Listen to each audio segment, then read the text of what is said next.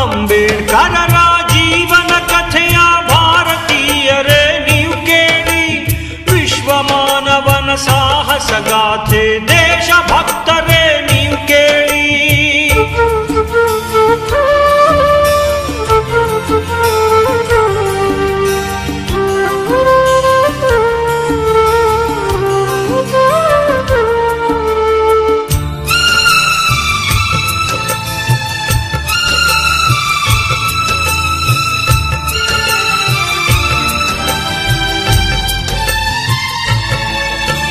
ಮಹಾರಾಷ್ಟ್ರದ ಮಹೌ ಎಂಬುದು ಅಂಬೇಡ್ಕರರ ಜನ್ಮಸ್ಥಳ. ಏಪ್ರಿಲ್ 14ನೆಯ ದಿನ ಬಾಬಾ ಸಾಹೇಬರ ಜನ್ಮದಿನ. ರಾಮಜಿ ಸತ್ಪಾಲ್ ತಂದೆಯ ಹೆಸರು, ಭೀಮಾಬಾಯಿ ತಾಯಿಯ ಹೆಸರು. ಸೂರ್ಯ ತೇಜದ ಬಾಲನ ಕರೆದರು ಭೀಮಾ ಎಂದು ಹೆಸರಿಟ್ಟು.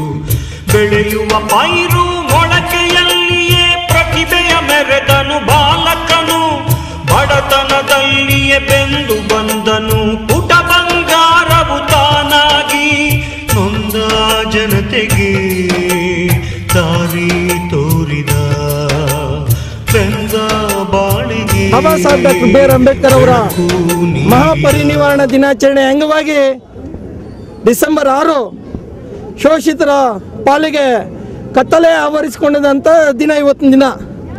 ಈ ದಿನವನ್ನು ನಾವು ಜಾಗೃತಿ ಮೂಡಿಸೋ ಸಲುವಾಗಿ ನಾವು ಬಳಕೆ ಮಾಡ್ಕೊಳ್ತಾ ಇದ್ದೀವಿ. Baba Saheb doctor B R Ambedkar ಅವರ ಹೆಸರಿನಲ್ಲಿ ನಾವು ಬಾಬಾ ಸಾಹೇಬ್ ಅಂಬೇಡ್ಕರ್ ಅವರ ಪಾದದ ಅಡಿಯ ಬೂಟ್ ಏನಿದೆ, ಬೂಟ್ ಅಡಿಯ ಧೂಳು ನಾವು, ಆ ಧೂಳಿಗೆ ಸರಿಸಮ ನಾವು ಯಾವತ್ತೂ ಬಾಬಾ ಸಾಹೇಬ್ ಅವರ ಅಂಬೇಡ್ಕರ್ ಅವರ ಹೆಸರಿನಲ್ಲಿ ಏನು ಇವತ್ತು ಋಣದಲ್ಲಿ ಬದುಕ್ತಾ ಇದ್ದೀವಿ, ಆ ಋಣನ ತೀರಿಸುವಂಥ ಕೆಲಸ ನಾವು ಇವತ್ತಿನ ದಿನ ಮಾಡಬೇಕಾಗಿದೆ.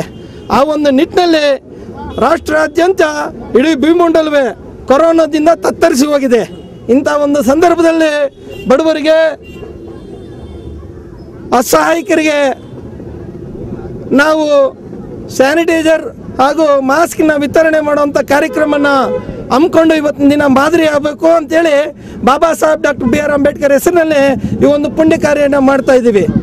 ಹಂಗಾಗಿ ರಾಜ್ಯದ ಎಲ್ಲ ಜಿಲ್ಲಾ ತಾಲೂಕು ಹೋಬಳಿ ಕೇಂದ್ರಗಳಲ್ಲಿ ದಲಿತ ಸಂಘರ್ಷ ಸಮಿತಿಯವರು ಏನಿದ್ದೀರಿ ಎಲ್ಲ ನಮ್ಮ ಬಣದಲ್ಲಿ ಕಾರ್ಯಕ್ರಮ ಈ ರೀತಿಯಾದಂಥ ಪ್ರಾಯೋಜಿಕವಾದಂಥ ಕಾರ್ಯಕ್ರಮ ಮಾಡಬೇಕು ಅಂತ ಹೇಳಿದ್ದೀವಿ. ಅದೇ ರೀತಿ ಇವತ್ತಿನ ದಿನ ಬೆಂಗಳೂರು ನಗರದಲ್ಲಿ ಬೃಹತ್ ಪ್ರಮಾಣದಲ್ಲಿ ಕಾರ್ಯಕ್ರಮ ನಡೀತಾ ಇದೆ.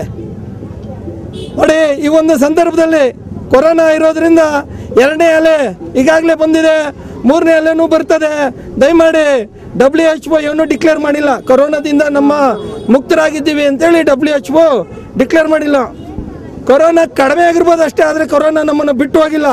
ಹಂಗಾಗಿ ಈ ಒಂದು ಸಂದರ್ಭದಲ್ಲಿ Baba Saheb doctor B R Ambedkar ವೇಷಧಾರಿಯಾಗಿ ಒಂಚೂರು ನಮ್ಮ ಜನರಲ್ಲಿ ಜಾಗೃತಿ ಮೂಡಿಸುವಂಥ ಕಾರ್ಯಕ್ರಮ ಮಾಡೋಣ ಅಂತೇಳಿ ಇದೊಂದು ಸಣ್ಣ ಪ್ರಯತ್ನ ಅಷ್ಟೇ. ಹಂಗಾಗಿ ಸಂಪೂರ್ಣವಾಗಿ ಎಲ್ಲ ಸಮುದಾಯದವರು ಕೊರೋನಾದಿಂದ ಕೋವಿಡ್-19 ನಿಯಮಾವಳಿಗಳನ್ನ ಕಡ್ಡಾಯವಾಗಿ ಪಾಲನೆ ಮಾಡಬೇಕು ಅನ್ನೋದೇ ನನ್ನ ಪ್ರಮುಖವಾದಂಥ ಮನವಿ.